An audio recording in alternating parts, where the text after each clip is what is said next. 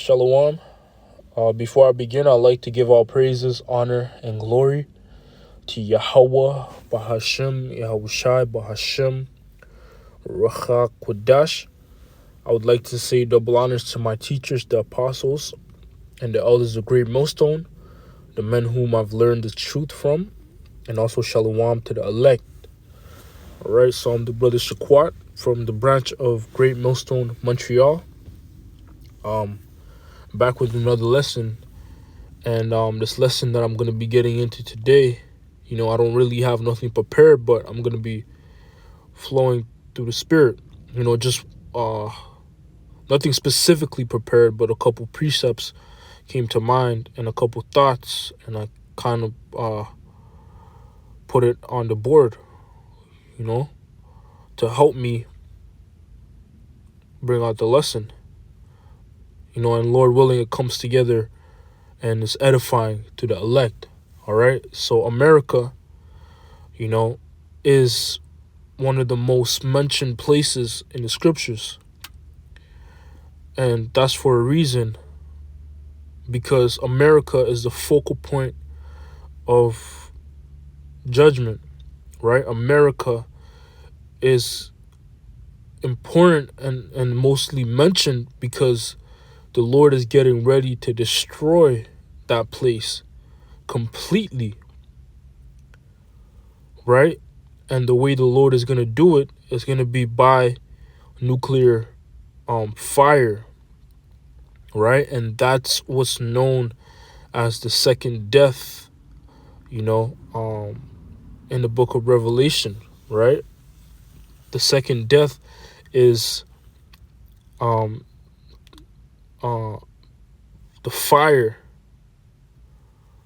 right? That's going to come down upon America and different places around the earth, right? Two places for sure is America and the land of Israel, right? Those are two places that we could be certain of that are going to be touched by nuclear fire, because the scriptures mention them, right?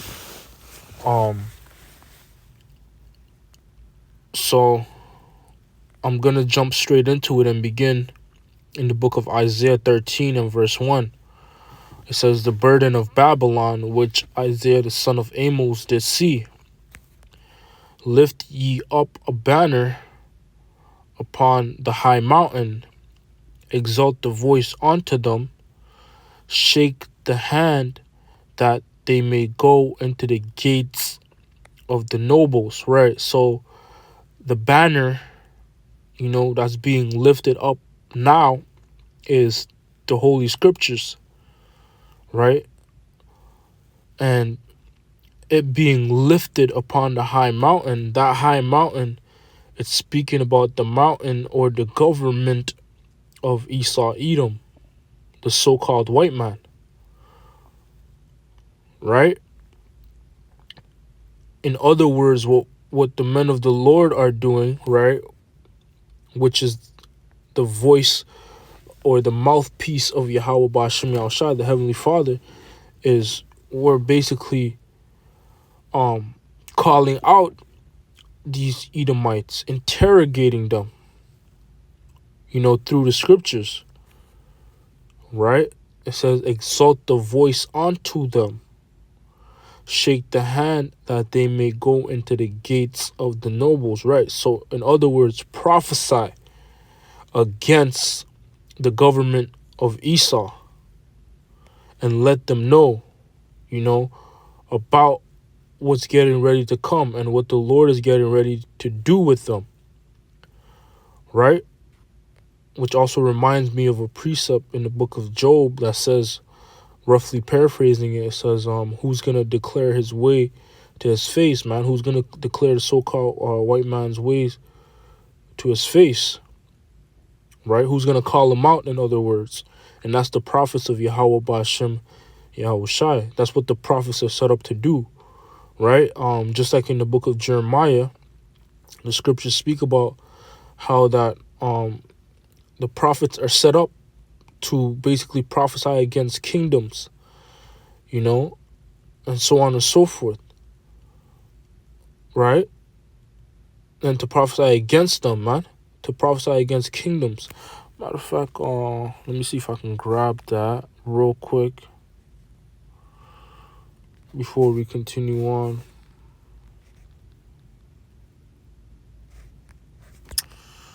Jeremiah 20.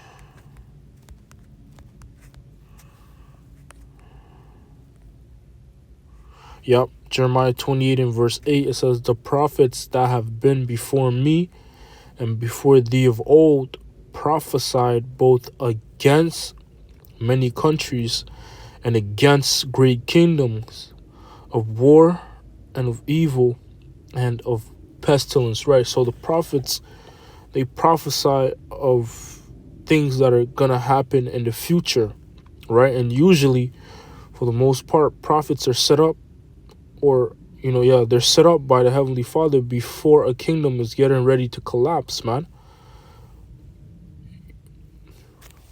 Right? And that's what we're seeing right now.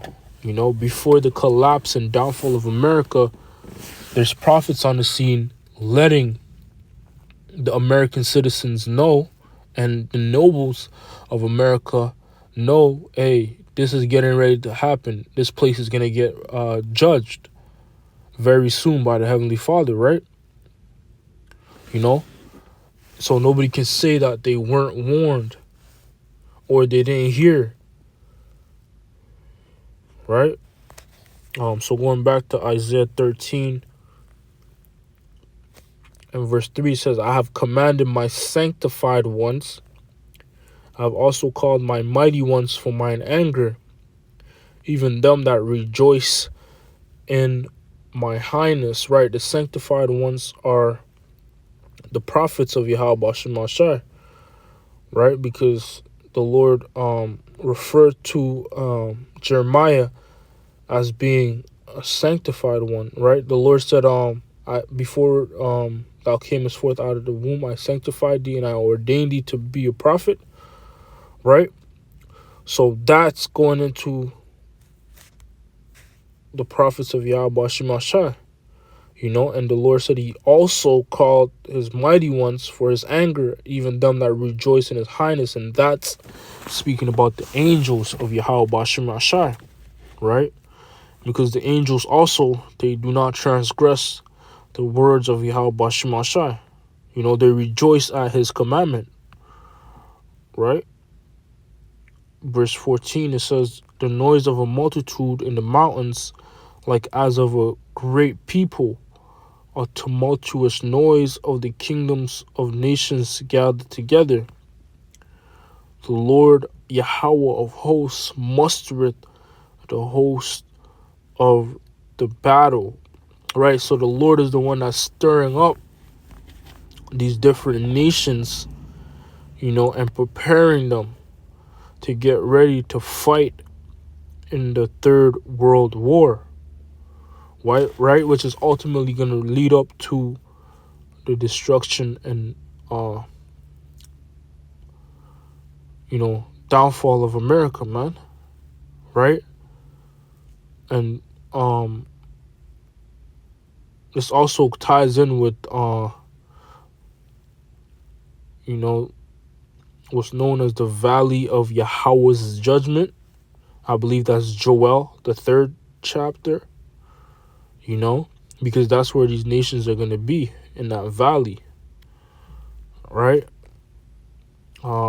Continuing on, it says, verse 5, they come from a far country, from the end of heaven, even the Lord Yahweh and the weapons of his indignation, to destroy the whole land, right? And this they that's coming from a far country, from the end of heaven, is speaking about nuclear missiles, which are the weapons of the Lord's indignation, the Lord's righteous anger, right? That's how America is going to be wiped, right? Through the nuclear missiles, ICBMs, intercontinental ballistic missiles.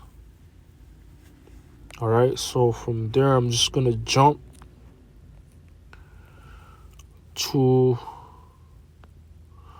verse 19. It says, "And Babylon, the glory of kingdoms, the beauty of the Chaldees' excellency, shall be as when the Most High Yahweh, Ba'ashem Yahushai, overthrew Sodom and Gomorrah," right? And how was Sodom and Gomorrah overthrown?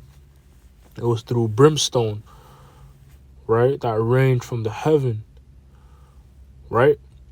Which turned the place into what? Ashes, man. Dust and ashes, right?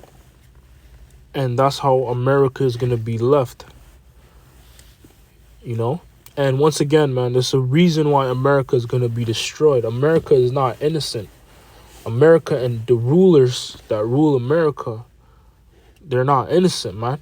You know, so when you hear about the men of the Lord or emphasizing on the destruction of America, it's for a reason, man. You know, it's for a reason. And there's countless reasons of why America is justified to be destroyed, right? A few that I can name is, well, the most obvious one, right? They go against the laws of the scriptures, the laws of the Heavenly Father, man. Right? And what are a few laws of the Heavenly Father is that, hey, you should not commit adultery. You should not suffer a witch to live, right? You shouldn't worship idols, you know, and countless other things which America promotes, right? And by them doing that, they're rebelling against the Most High. You know, that's why it's also known as a land without any order, and where the light is as darkness, man. That's talking about America, because there's no order in America, right? Verse 20, it says, "And it shall never be inhabited, neither shall it be dwelt in from generation to generation. Neither shall the Arabian pitch tent there, neither shall the shepherds make their fold there." Right, so it's going to be destroyed to the point where nobody's going to be living in America. Nobody's going to be on the soils of America, man. But it's only going to be wild beasts, you know. Oh, verse 21, "But wild beasts of the desert shall lie there, and their houses shall be full of doleful creatures, and owls shall dwell there, and salters shall dance there.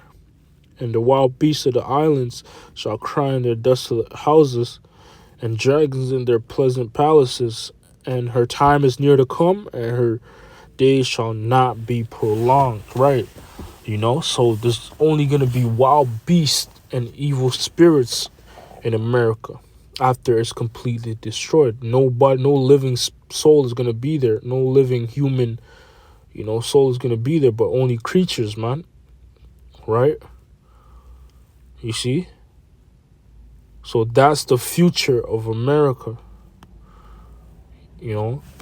Hey, so Lord willing, this lesson was edifying. I want to say call hello, Yahweh, Bahashim, Yahushai, Bahashim, Ruach.